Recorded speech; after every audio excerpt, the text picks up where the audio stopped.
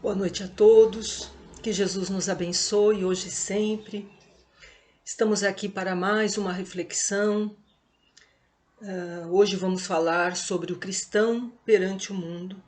E para iniciarmos, nós dizemos assim: Pai nosso que estais no céu, santificado seja o vosso nome. Venha a nós o vosso reino. Seja feita a vossa vontade, assim na terra como no céu.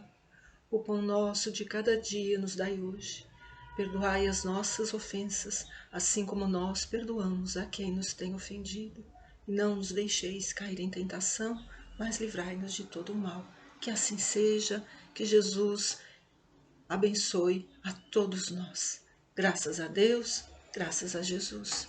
Bem, meus irmãos, de antemão, a gente traz aqui para iniciar essa imagem que já nos remete às dificuldades pelas quais o cristão vai enfrentar no mundo, né? Mas que a gente vai ver no decorrer da reflexão que todas as dificuldades pelas quais ele passa, tudo isso vale a pena. Ele sabendo enfrentar, ele vai conseguir muitos frutos bons. Então, vamos lá. Bem, um dos objetivos do Espiritismo é reviver o cristianismo puro sob as bases dos ensinamentos de Jesus. O que isso quer dizer?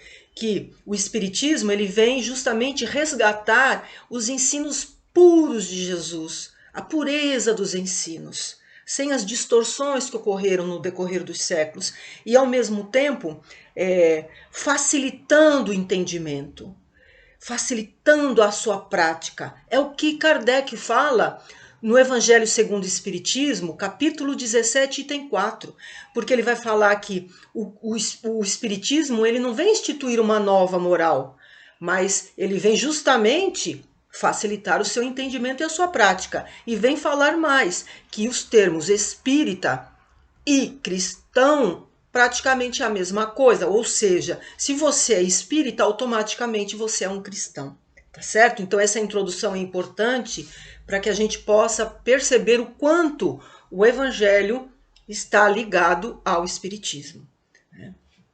Então vamos lá.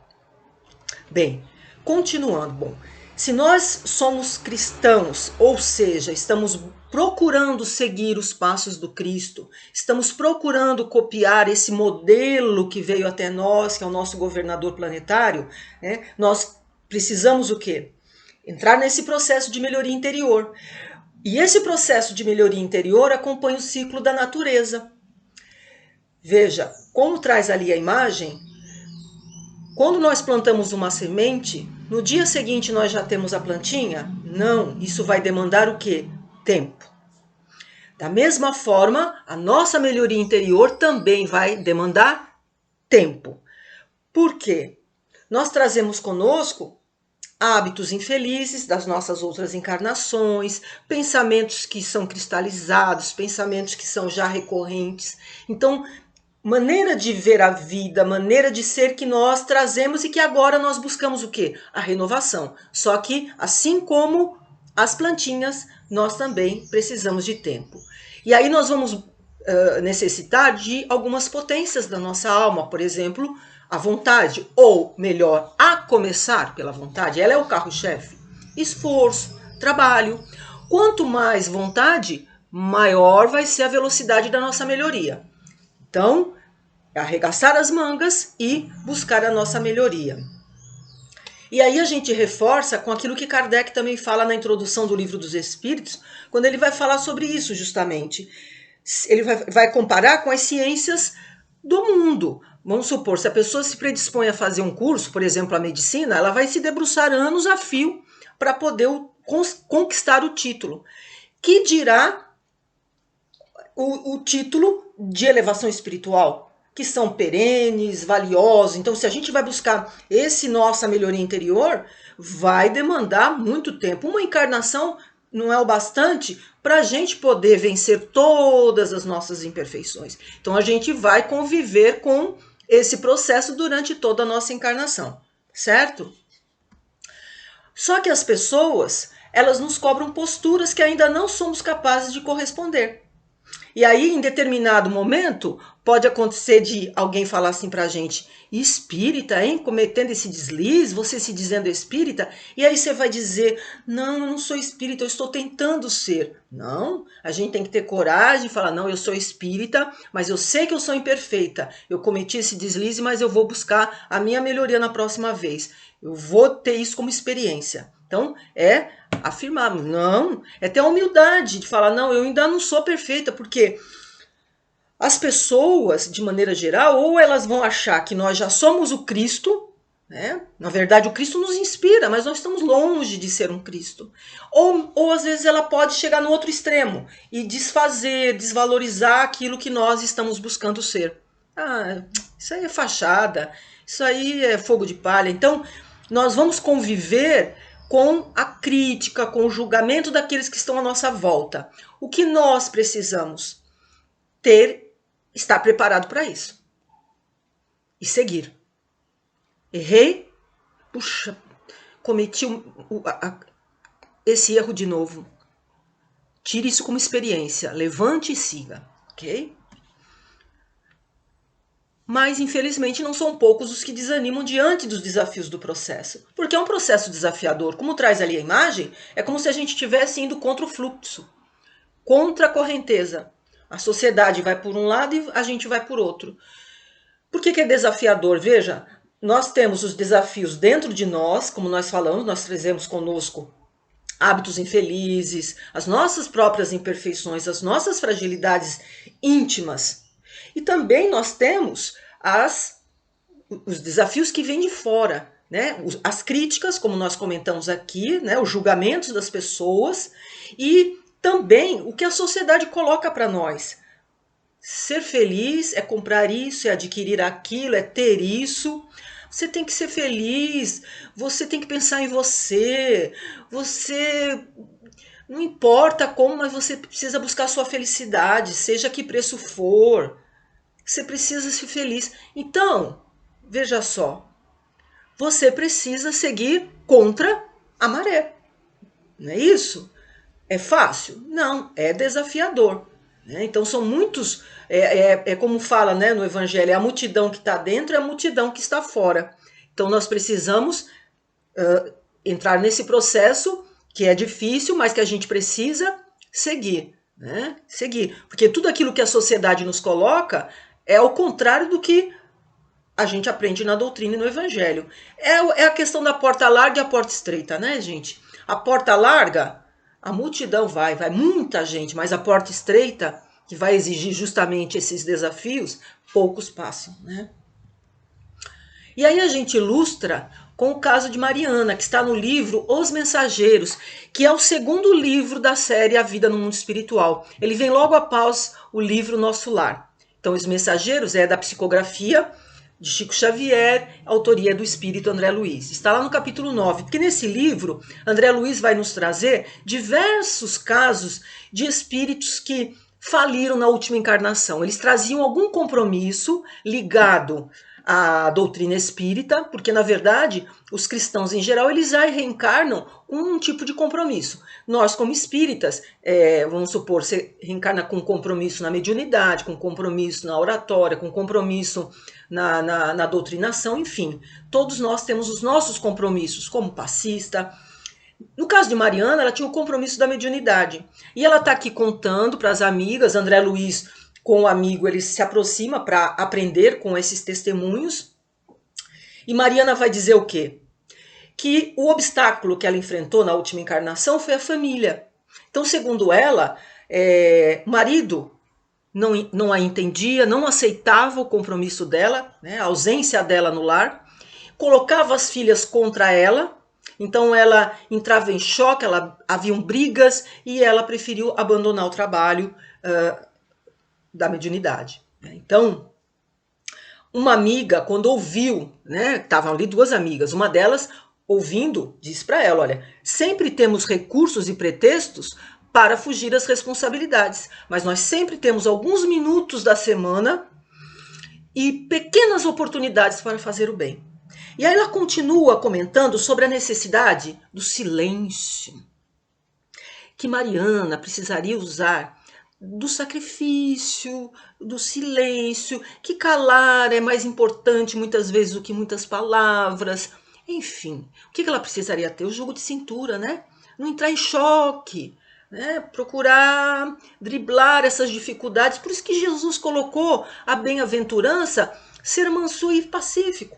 Né? Quer dizer, bem-aventurados os mansos e pacíficos, porque muitas vezes no silêncio, na mansidão, você consegue muito mais do que na briga. Então isso é uma lição para nós? É um alerta? Sim. Né? Para os dias de hoje, nós podemos nos utilizar dessa lição. Né? Diante dos obstáculos, saibamos lidar com ele. É isso? Sacrifício, silêncio. Tá? Ela poderia dar conta, né, desse trabalho. Bem, continuando. Para seguir o Cristo, precisamos aprender a renunciar. A renunciar a quê? Bem, sabemos que precisamos renunciar às vezes um momento de lazer, porque temos o nosso compromisso, né? Assumimos um compromisso, nós precisamos ter essa disciplina.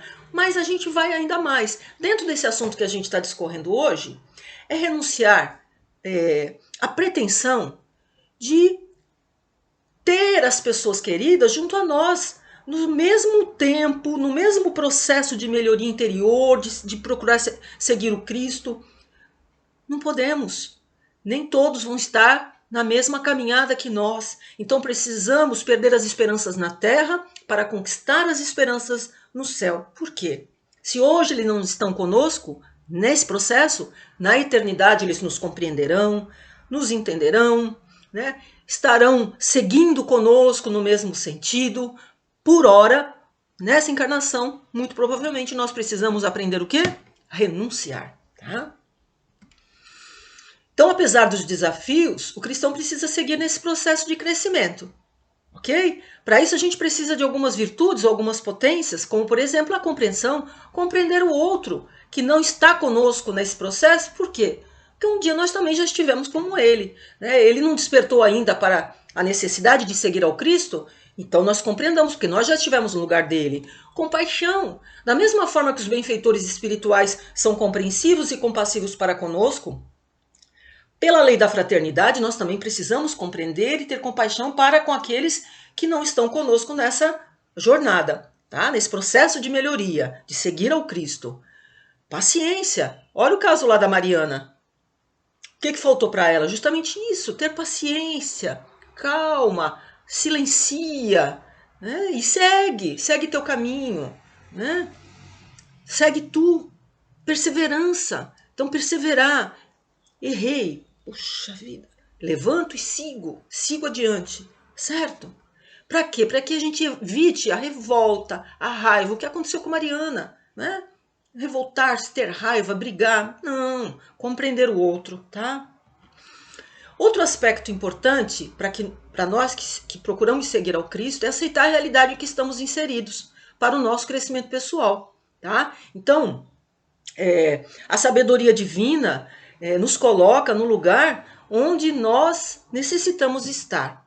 Então, se o ambiente em que nós estamos colocados, seja um ambiente familiar, um ambiente profissional, né? Às vezes até um determinado trabalho da casa espírita, às vezes, puxa vida, estou com dificuldade de entrosamento, com dificuldade de conciliar, de afinizar-se. Faz parte. O que a gente precisa tirar daí? As lições, porque sofrer por sofrer não vai acrescentar nada. Agora, quando eu tiro da dificuldade, do sofrimento, uma lição, aí está sendo proveitoso. Porque, na verdade, a Terra em si é um grande educandário. Todos nós estamos no aprendizado, certo? Por exemplo, eu faço um concurso público, passo nesse concurso, eu sou colocado num determinado lugar, numa determinada cidade, e quando eu digo, nossa, foi aqui que eu vim parar? Mas é assim. Precisamos o que então? Florescer onde formos plantados, seja na nossa família, seja no nosso ambiente profissional. A gente, lógico, precisamos buscar o melhor para nós, sim, mas entendendo que onde nós estamos é o melhor lugar e nós precisamos florescer, ou seja, nós precisamos aproveitar os ensinamentos, tá bom? Assim como os discípulos, somos também chamados a servir em toda parte. Jesus orientou os discípulos na divulgação da doutrina cristã através do consolo, das curas que eles realizavam, não é isso? Então houve toda uma orientação. Isso está lá no Evangelho de Mateus, no capítulo 10.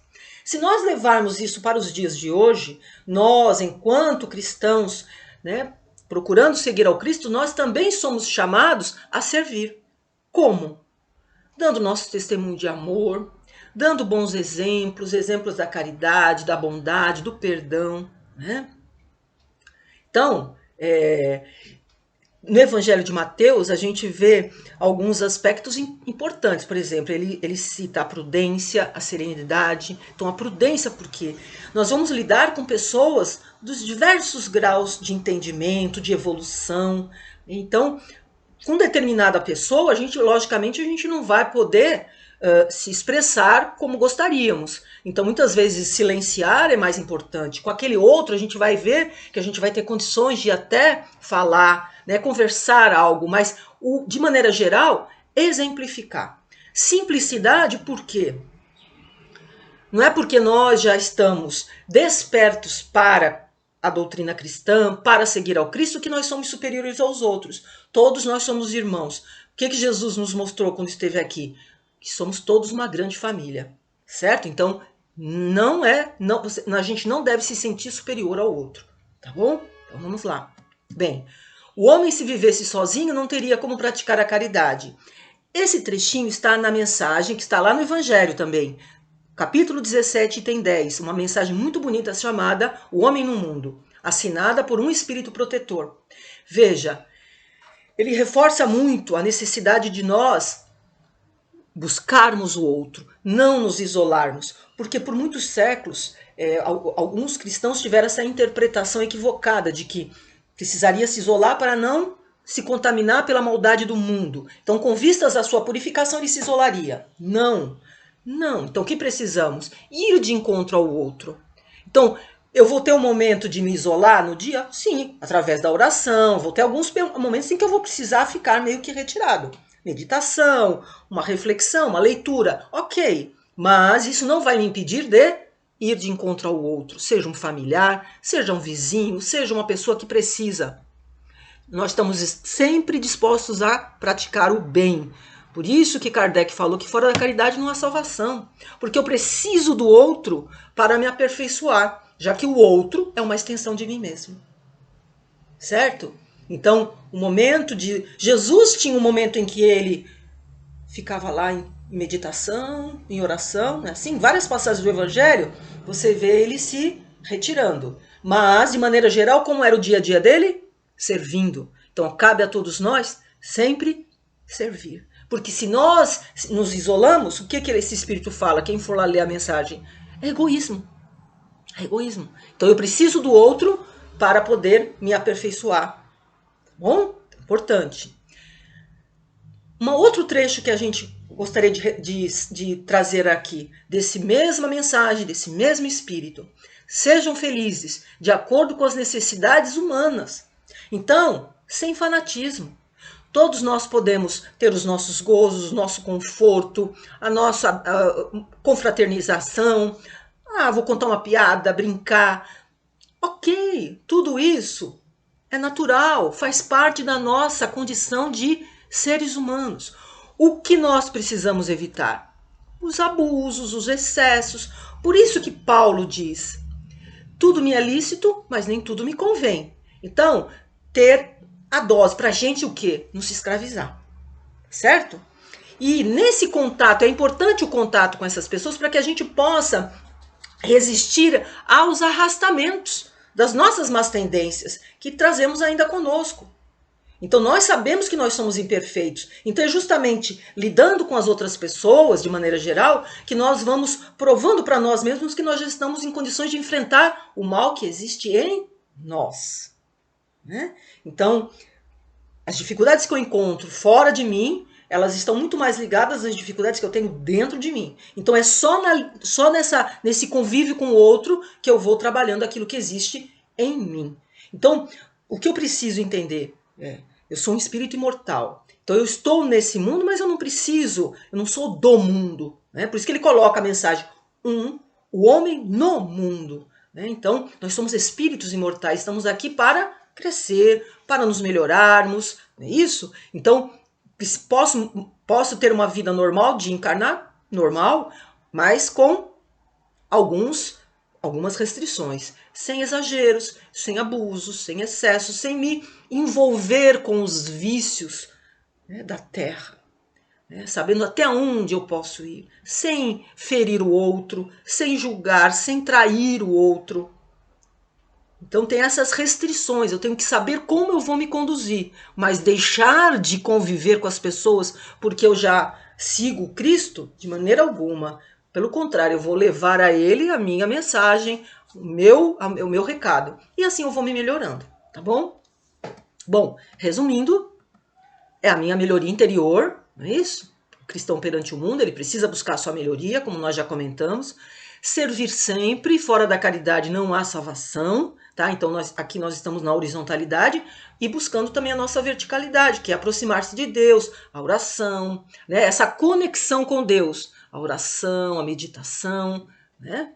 A reflexão, né? É como se a gente precisasse de vez em quando no dia carregar o celular, a gente não coloca lá no carregador, então a aproximação de Deus, a conexão com Deus é quando a gente precisa carregar as nossas baterias íntimas, né? Então, sem Deus, não dá, né? Para a gente poder fazer tudo que a gente tem que fazer, a gente precisa dessa conexão com Deus, tá certo?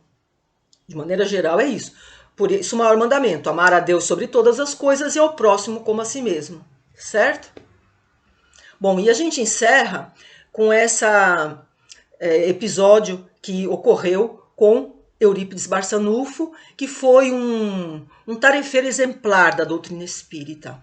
Ele viveu em Sacramento, em Minas Gerais, de 1880 a 1918, e esse episódio aqui, essa visão que ele teve, a visão de Eurípides Barçanufo, está no livro A Vida Escreve, de Hilário Silva, Espírito Hilário Silva, pela psicografia do Chico Xavier e do Valdo Vieira. Está lá no capítulo 27 desse livro. E aí ele conta, Hilário, aqui ele traz a imagem de Sacramento, né, que é onde ele estava, né, onde ele vivia, e certa noite ele tem a experiência do desdobramento e em seguida da volitação, né, voou. E aqui ele está aqui adormecido e se desloca do corpo, né, do corpo físico, e aí ele sobe, vai subindo, e é como se braços intangíveis ou invisíveis estivessem impulsionando ele queria voltar, mas ele não conseguia, e seguiu, subiu, né, sempre, e chegou num local, numa campina verde, um lugar muito bonito, onde o ar era muito leve, e ele avista um homem, e ele se emociona, né? E reconhece que esse homem é Jesus. E ele percebe que Jesus também está chorando. E aí ele se aproxima e pergunta: Senhor, por que choras? É pelos descrentes? E aí Jesus responde: não, meu filho, não é pelos descrentes. Os descrentes merecem o nosso amor. Eu estou chorando, né? Eu choro porque por todos os que conhecem o Evangelho, mas não praticam. E aí, quando ele recebe essa resposta, Eurípides, ele sente uma dor, ele se envolve em umas sombras e começa a descer, né? E aí ele desce, volta para o corpo. Era madrugada já, e ele não dorme mais, não consegue mais dormir, né? E aí ele não conta para ninguém isso que aconteceu, e a partir dali ele passa a viver a sua vida voltada para o consolo às pessoas, ajudar as pessoas doentes, né, incansavelmente até a sua desencarnação em 1918. Então, fica essa lição para nós, né? Como traz o Evangelho, a quem muito foi dado, muito será cobrado. Então, é o alerta para nós que nós aproveitemos essa nossa encarnação para ajudar ao nosso próximo, né? Fazer o bem acima de tudo. Então, meus irmãos, nós deixamos essa mensagem final. O cristão não odeia nem fere, segue ao Cristo servindo ao mundo. Essa mensagem se encontra no livro Agenda Cristã, do Espírito André Luiz, pela psicografia do Chico Xavier. Então, eu agradeço muito a atenção de todos, muita paz, e vamos agradecendo nesse momento a todo o apoio, todas as bênçãos dos bons espíritos em favor de todos nós, dos nossos lares. Agradecemos muito, Senhor, por esta oportunidade. Graças a Deus, graças a Jesus. Muita paz, meus irmãos. Até a próxima. Fiquem em paz.